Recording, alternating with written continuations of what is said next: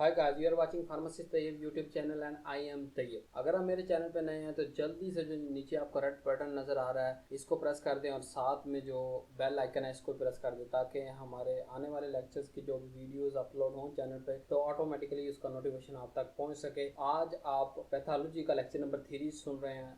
आज हम disease start करने जा रहे हैं। आए देखते हैं सबसे पहले आज के लेक्चर में हम कौन सी डिजीज पढ़ रहे हैं। हाइपोक्सिया के बारे में पढ़ेंगे और अस्कीमिया के बारे में पढ़ेंगे। इन दोनों के बारे में कंबाइन एक ही लेक्चर में पढ़ेंगे। इसकी बहुत सी वजूहत हैं, वो मैं आगे चल के बताऊंगा। सबसे पहले इसकी सब हेडिंग देख लेते हैं। हम इसमें लेक्चर में देखेंगे कि हाइपोक्सिया क्या होता है और उसकी काजेज क्या हैं। फिर देखेंगे कि अस्कीमिया क्या होता है, उसकी काजेज क्या हैं।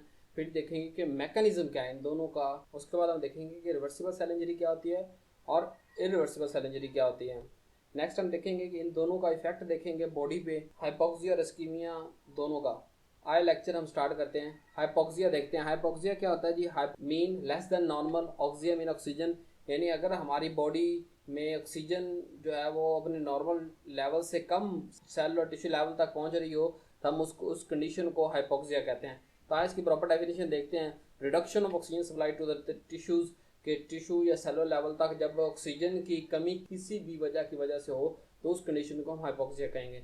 आइए देखते हैं इसकी काजेज क्या क्या हैं। सबसे पहले इस्कीमिया जो कि ब्लड लॉस है, अभी हम इसको डिटेल से देखेंगे और ये सबसे कॉमन काज होती है। यानी कि इस्कीमिया क्या होता है? ब्लड टिश्यू और सेलुलर लेवल तक नहीं पहुंच पाता जिसकी वजह से आगे इसका क्या होता है, नेक्स्ट कंडीशन जो जनरेट होती है उसे हम हाइपोक्सिया कहते हैं, यानी कि ऑक्सीजन की कमी हो जाती है।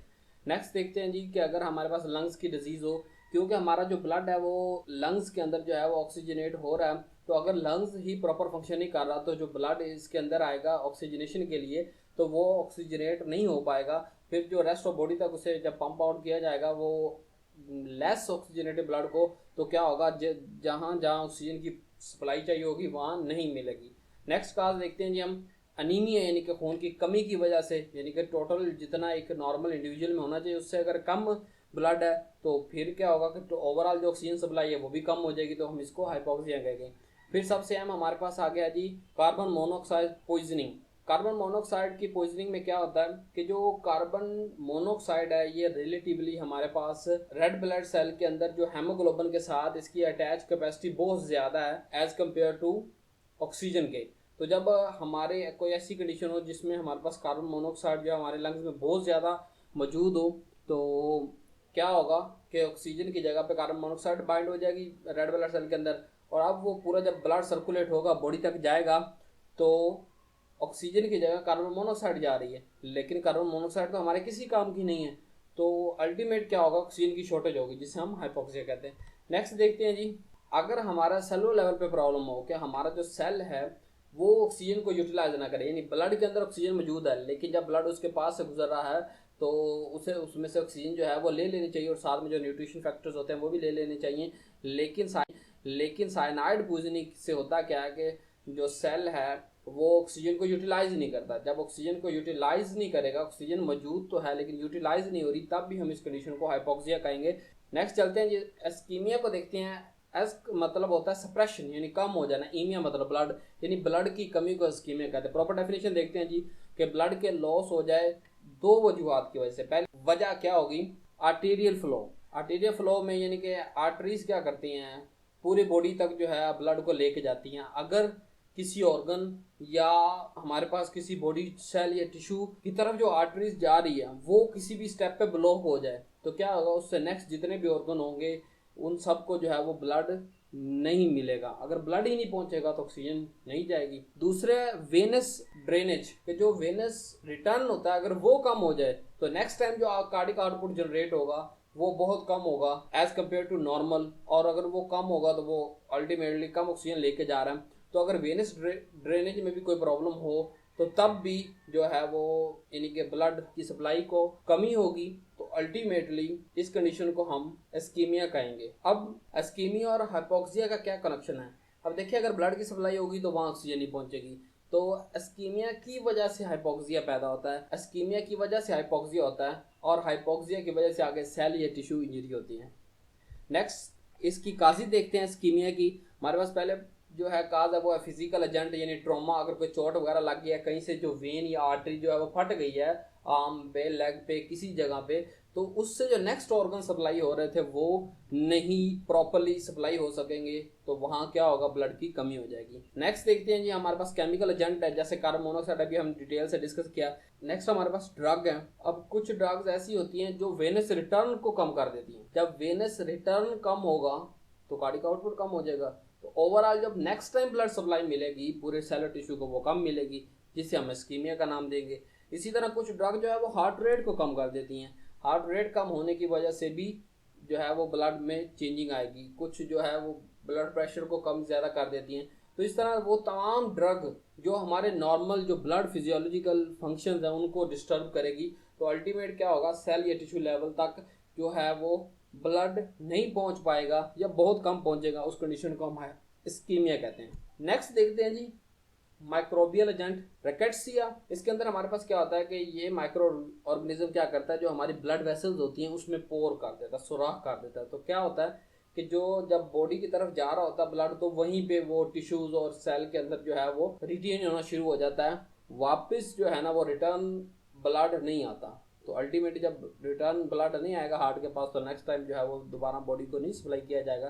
तो इस कंडीशन को भी हम इस्कीमिया कहेंगे। नेक्स्ट काज क्या है जी, जेनेटिक डिफेक्ट। जीन कहाँ होती है, डीएनए में, जहाँ हमारा बेसिक पैगाम है डीएनए कहते हैं। तो इससे डिफरेंट प्रोटीन बनती हैं, डिफरेंट सेल बनते हैं। अब अगर उन जीन में ही प्रॉब्लम होगा तो बनने वाले सेल और बनने वाली प्रोटीन वो भी डैमेज बनेगी। इसी तरह हम हेमोग्लोबिन की बात करते हैं। अगर हेमोग्लोबिन में टोटल जितने भी अमाइनो एसिड हैं उनमें सिर्फ अगर एक अमाइनो एसिड चेंज हो जाए तो क्या होता है, उस हेमोग्लोबिन का जो है वो स्ट्रक्चर चेंज हो जाता है, प्लस उसको हमारे पास जो फंक्शन है वो भी लॉस्ट हो जाता है, जिसे हम सिकल सेल एनीमिया के नाम से याद करते हैं। अगर हमारे पास बनने वाला हेमोग्लोबिन ही सही नहीं है तो वो अगर ब्लड तो जाएगा लेकिन ऑक्सीजन नहीं लेके जाएगा। नेक्स्ट देखते हैं जी, हिमाटोलॉजिकल फैक्टर यानी ब्लड के रिलेटेड फैक्टर क्या हो सकते हैं। थ्रोम्बाई मतलब के थ्रोम्बस का फॉर्मेशन। थ्रोम्बस क्या होता है, ब्लड क्लॉट। किसी आर्टरी या वेन में अगर हमारे पास ब्लड क्लॉट बन जाएगा तो क्या होगा, तो नेक्स्ट जो पार्ट होगा, टिश्यू होगा, ऑर्गन होगा, सेल होगा, उसको जो ब्लड सप्लाई नहीं होगी हम इस्कीमिया कहेंगे।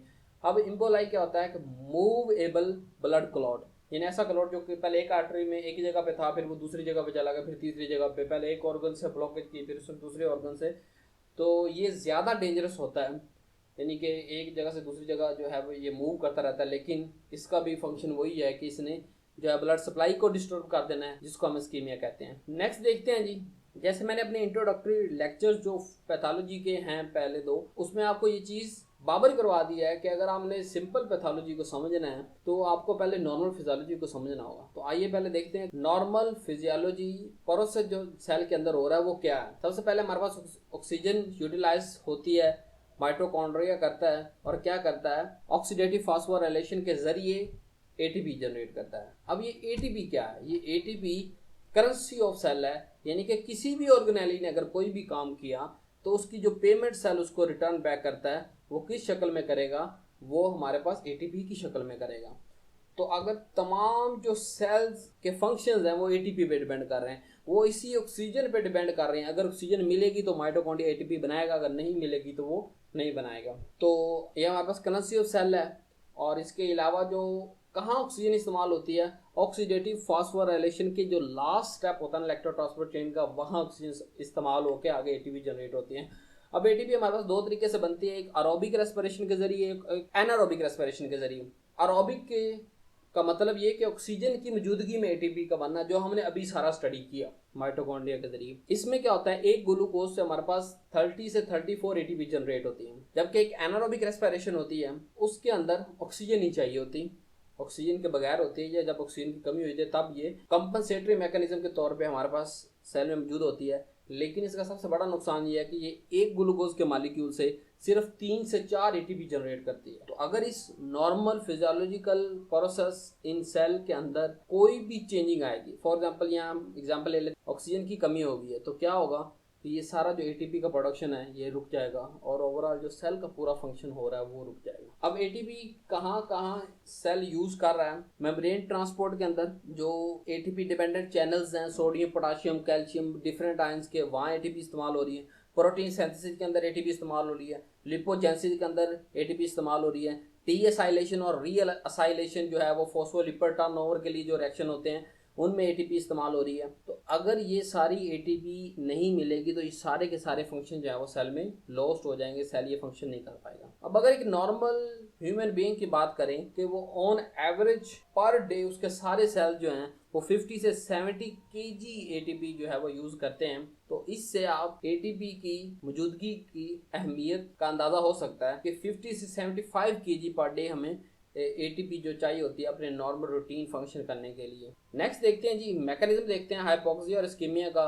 दोनों का मैकेनिज्म सेम है। दोनों क्या करते हैं, एरोबिक जो ऑक्सीडेटिव फास्फोराइलेशन है इसके अंदर ही इरेगुलरिटी आती है। वो अभी हम अब पढ़ते हैं कि कैसे दोनों का होता है। सिंपली पहले ये देख लेते हैं कि ऑक्सीडेटिव फास्फोराइलेशन अगर नहीं होगी तो क्या होगा, एटीपी जो है वो प्रोड्यूस नहीं होगी। अगर एटीपी प्रोड्यूस नहीं होगी तो ओवरऑल सारे जो सेल के फंक्शन है वो सीज्ड हो जाएंगे।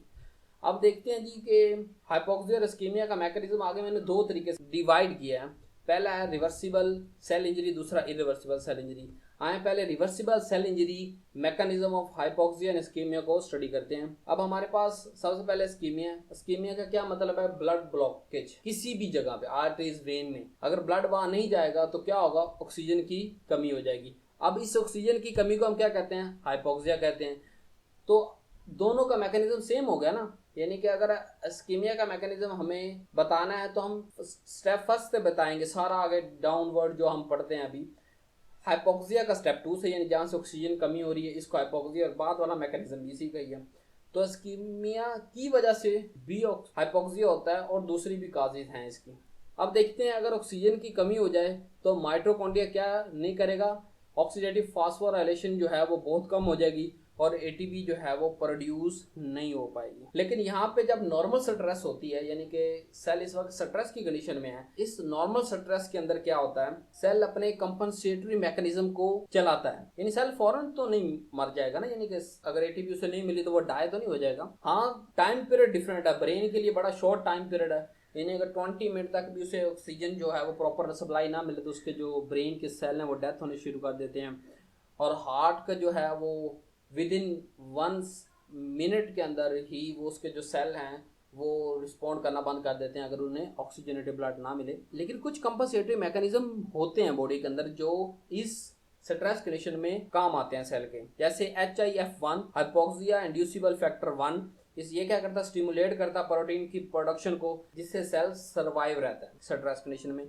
दूसरा हमारे पास है VEGF vascular endothelial growth factor. ये क्या करता है कि न्यू ब्लड वेसल को ग्रोथ करने में स्टिमुलेट करता है, ताकि अगर एक जो आर्टरी या वेन जिसकी वजह जो ब्लॉकेज हो गई है या किसी भी वजह से ब्लड नहीं सप्लाई हो पा रहा, तो ये अल्टरनेटिवली आर्टरी और अल्टरनेटिव जो है वो वेन को प्रोड्यूस करता है VEGF vascular endothelial growth factor, ताकि दूसरी तरफ से ब्लड को या उसके फ्लो को बढ़ाया जा सके और ऑक्सीजन सप्लाई को बहाल किया जा सके। नेक्स्ट हमारे पास HIF1 जो है, जो हाइपोक्सिया इंड्यूसिबल फैक्टर 1 है, वो और क्या क्या करते हैं, वो सेल के अंदर अडेप्टिव चेंजिंग करवाते हैं टू वर्ल्ड मेटाबॉलिज्म। किस तरह, by stimulating the uptake of glucose और ग्लाइकोलाइसिस करवा के क्या करते हैं कि सेल को एक अडेप्टिव चेंज की तरफ लेके जाते हैं ताकि सेल फौरन से डाई ना हो सके। लेकिन अगर ये कंडीशन काफी देर तक रहे तो क्या होता है कि इन कंपनसेटरी मैकेनिज्म के अलावा और नॉर्मल फिजियोलॉजिकल